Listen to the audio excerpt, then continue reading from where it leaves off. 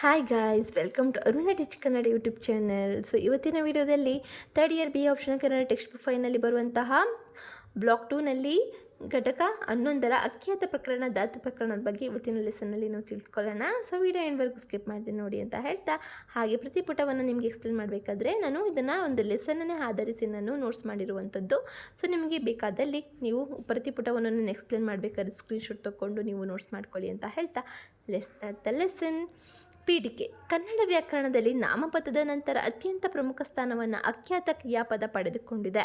ವಾಕ್ಯದಲ್ಲಿ ನಡೆಯುವ ಕ್ರಿಯೆ, ಸ್ಥಿತಿ ಅಥವಾ ಘಟನೆಯನ್ನು ತಿಳಿಸುವ ಪದವನ್ನು ಅಖ್ಯಾತ ಎಂದು ಕರೆಯುತ್ತಾರೆ. ಅಖ್ಯಾತವು ಧಾತು ಎಂಬ ಮೂಲ ರೂಪದಿಂದ ಉಂಟಾಗುತ್ತದೆ. ಧಾತುವಿಗೆ ವಿವಿಧ ಪ್ರತ್ಯಯಗಳು ಸೇರಿ ಕಾಲ, ಪುರುಷ, ವಚನ ಹಾಗೂ ಲಿಂಗಗಳಿಗೆ ಅನುಗುಣವಾಗಿ ಕ್ರಿಯಾಪದಗಳು ರೂಪುಗೊಳ್ಳುತ್ತವೆ.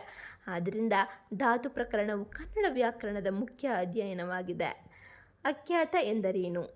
ವಾಕ್ಯದಲ್ಲಿ ನಡೆಯುವ ಕ್ರಿಯೆ, ಸ್ಥಿತಿ ಅಥವಾ ಸಂಬಂಧವನ್ನು ತಿಳಿಸುವ ಪದವನ್ನು ಅಖ್ಯಾತ ಕ್ರಿಯಾಪದ ಅಂತ ಕರಿತೇವೆ. ಉದಾಹರಣೆಗೆ ನಾನು ಇಲ್ಲಿ ಇಲ್ಲ ದಾ ಇದೆ, ಸೊ ನಾನು ಬರಿಬೇಕಾದ್ರೆ ಸ್ವಲ್ಪ ಮಿಸ್ಟೇಕ್ ಆಗಿದೆ. ಸೊ ನೀವು ಕರೆಕ್ಟ್ ಮಾಡ್ಕೊಳ್ಳಿ ಆಯಿತಾ. ನೀವು ಬರಿಬೇಕಾದ್ರೆ ನಾನೇ ಕರೆಕ್ಟ್ ಮಾಡಿಬಿಟ್ಟೆ. ಉದಾಹರಣೆಗೆ, ರಾಮನು ಬಂದನು, ಅವಳು ಓದುತ್ತಾಳೆ, ಮಕ್ಕಳು ಹಾಡುತ್ತಿದ್ದಾರೆ, ನಾನು ಬರೆಯುತ್ತೇನೆ. ಮೇಲಿನ ವಾಕ್ಯಗಳಲ್ಲಿ ಬಂದನು, ಓದುತ್ತಾಳೆ, ಹಾಡುತ್ತಿದ್ದಾಳೆ, ಬರೆಯುತ್ತೇನೆ ಎಂಬುವು ಅಖ್ಯಾತ ಪದಗಳಾಗಿವೆ. ಅಖ್ಯಾತ ಲಕ್ಷಣಗಳನ್ನು ನೋಡೋಣ. ಕ್ರಿಯೆಯನ್ನು ಸೂಚಿಸುತ್ತದೆ, ವಾಕ್ಯದ ಮುಖ್ಯ ಅಂಗವಾಗಿದೆ, ಕಾಲ, ಪುರುಷ, ವಚನ ಮತ್ತು ಲಿಂಗವನ್ನು ತಿಳಿಸುತ್ತದೆ, ಧಾತುವಿನಿಂದ ರೂಪುಗೊಳ್ಳುತ್ತದೆ. ನೆಕ್ಸ್ಟ್, ಅಖ್ಯಾತ ವಿಭಕ್ತಿ ಪ್ರತ್ಯಯಗಳು. ಅಖ್ಯಾತವು ಧಾತುವಿಗೆ ವಿವಿಧ ಪ್ರತ್ಯಯಗಳನ್ನು ಸೇರಿಸುವ ಮೂಲಕ ರೂಪುಗೊಳ್ಳುತ್ತದೆ. ಈ ಪ್ರತ್ಯಯಗಳು ಕ್ರಿಯೆಯ ಕಾಲ, ಪುರುಷ, ವಚನ ಹಾಗೂ ಲಿಂಗವನ್ನು ಸೂಚಿಸುತ್ತದೆ. ವರ್ತಮಾನ ಕಾಲ ಅಂದರೆ ಮಾಡು, ಮಾಡುತ್ತೇನೆ, ಓದುತ್ತೇನೆ, ಬರುತ್ತಾಳೆ. ಭೂತಕಾಲ ಅಂದರೆ ಮಾಡು, ಮಾಡಿದನು, ಬಂದನು, ಓದಿದಳು. ಅರ್ಥ ಆಯ್ತಾ? ಉದಾಹರಣೆಗೆ, ಧಾತು ವರ್ತಮಾನ, ಭೂತ, ಭವಿಷ್ಯ. ಇದರ ಅರ್ಥವನ್ನು ನೋಡೋಣ. ಧಾತು ಮಾಡು ಅಂದರೆ ವರ್ತಮಾನದಲ್ಲಿ ಮಾಡುತ್ತಾನೆ, ಭೂತಕಾಲದಲ್ಲಿ ಮಾಡಿದನು, ಭವಿಷ್ಯಕಾಲದಲ್ಲಿ ಮಾಡುವನು. ಧಾತು ಬರು ವರ್ತಮಾನದಲ್ಲಿ ಬರುತ್ತಾನೆ, ಭೂತಕಾಲದಲ್ಲಿ ಬಂದನು, ಭವಿಷ್ಯಕಾಲದಲ್ಲಿ ಬರುವರು. ಹೋಗುತ್ತಾನೆ ವರ್ತಮಾನದಲ್ಲಿ, ಭೂತಕಾಲದಲ್ಲಿ ಹೋದನು, ಭವಿಷ್ಯದಲ್ಲಿ ಹೋಗುವನು. ನೆಕ್ಸ್ಟ್, ಧಾತುನಲ್ಲಿ ವರ್ತಮಾನದಲ್ಲಿ ಓದುತ್ತಾಳೆ, ಭೂತಕಾಲದಲ್ಲಿ ಓದಿದನು, ಭವಿಷ್ಯದಲ್ಲಿ ಓದುವಳು. ಅಂದರೆ ಯಾವೊಂದು ವರ್ತಮಾನದಲ್ಲಿ ಮಾಡ್ತಾನೆ, ಭೂತಕಾಲದಲ್ಲಿ ಮಾಡಿದರು, ಭವಿಷ್ಯಕಾಲದಲ್ಲಿ ಮಾಡುವನು. ಅರ್ಥ ಆಯ್ತಾ? ಥರ್ಡ್ ಒನ್, ಧಾತು ಪ್ರಕರಣ ಎಂದರೇನು? ಪದದ ಮೂಲ ರೂಪವನ್ನು ಧಾತು ಎಂದು ಕರೆಯುತ್ತಾರೆ. ಉದಾಹರಣೆಗೆ, ಕ್ರಿಯಾಪದದ ಮೂಲ ರೂಪವನ್ನು ಧಾತು ಅಂದರೆ ಕ್ರಿಯಾಪದದ ಮೂಲ ರೂಪವೇ ಧಾತು ಎಂದು ಕರೆಯುತ್ತೇವೆ. ಉದಾಹರಣೆಗೆ, ಮಾಡು, ಬರು, ಹೋಗು, ಓದು, ಕುಡಿ, ನೋಡು, ಕಲಿ, ನಗು, ನಿಲ್ಲು, ಮಲಗು ಇವುಗಳೆಲ್ಲ ಏನಾಗಿದೆ? ಧಾತುಗಳಾಗಿವೆ. ಫೋರ್ತ್ ಒನ್, ಧಾತುಗಳ ವಿಧಗಳು. ಫಸ್ಟ್ ಒನ್, ಕನ್ನಡ ಮೂಲ ಧಾತುಗಳು. ಕನ್ನಡದಲ್ಲೇ ಹುಟ್ಟಿದ ಧಾತುಗಳು. ಉದಾಹರಣೆಗೆ, ಬರು, ಹೋಗು, ತಿನ್ನು, ಕುಡಿ, ಮಲಗು. ಸಂಸ್ಕೃತ ಮೂಲ ಧಾತುಗಳು. ಸಂಸ್ಕೃತದಿಂದ ಕನ್ನಡಕ್ಕೆ ಬಂದ ಧಾತುಗಳು. ಉದಾಹರಣೆಗೆ, ಪೂಜಿಸು, ರಕ್ಷಿಸು, ಭಜಿಸು, ಸೇವಿಸು, ಸ್ಮರಿಸು. ಫಿಫ್ತ್ ಒನ್, ಧಾತು ಪಟ್ಟಿ. ಪರೀಕ್ಷೆಯಲ್ಲಿ ಹೆಚ್ಚು ಕೇಳಲಾಗುವ ಧಾತುಗಳು.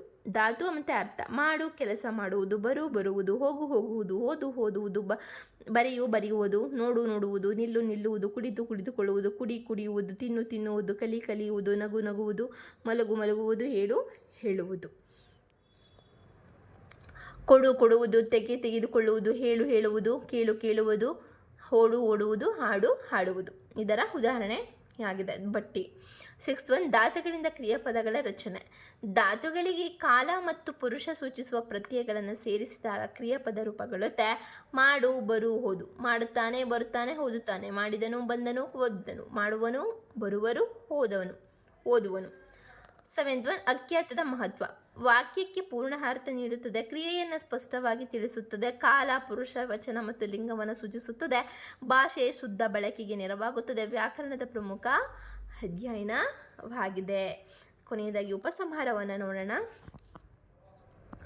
ಅಖ್ಯಾತ ಪ್ರಕರಣದಲ್ಲಿ ಧಾತು ಅತ್ಯಂತ ಪ್ರಮುಖ ಸ್ಥಾನವನ್ನು ಹೊಂದಿದೆ. ಧಾತುವೆ ಎಲ್ಲ ಕ್ರಿಯಾಪದಗಳ ಮೂಲವಾಗಿದೆ. ಧಾತುವಿಗೆ ವಿವಿಧ ಪ್ರತ್ಯಯಗಳು ಸೇರಿ ಕಾಲ, ಪುರುಷ, ವಚನ ಮತ್ತು ಲಿಂಗಕ್ಕೆ ಅನುಗುಣವಾಗಿ ಅಖ್ಯಾತ ರೂಪಗಳು. ಕನ್ನಡ ಭಾಷೆಯ ಸರಿಯಾದ ವಾಕ್ಯ ರಚನೆಗೆ ಅಖ್ಯಾತ ಮತ್ತು ಧಾತುಗಳ ಜ್ಞಾನ ಅಗತ್ಯವಾಗಿದೆ.